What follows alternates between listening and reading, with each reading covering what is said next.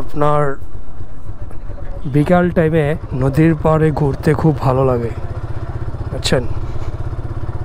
বিকাল টাইমের ফিলটা নদীর পাড় যারা থাকে তারাই ফিলটা নিতে পারে। পদ্মার পাড় তো অনেক সুন্দর জায়গা, কিন্তু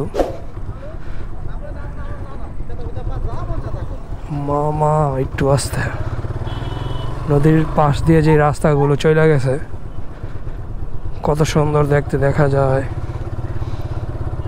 অনেক মানুষ হয়, বিশেষ করে শুক্রবারে এই আর কি অফ ডেতে আপনার এখানে প্রচুর মানুষ হয়।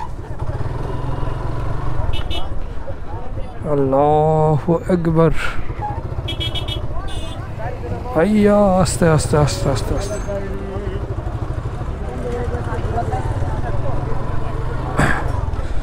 ও সেই গাড়ি।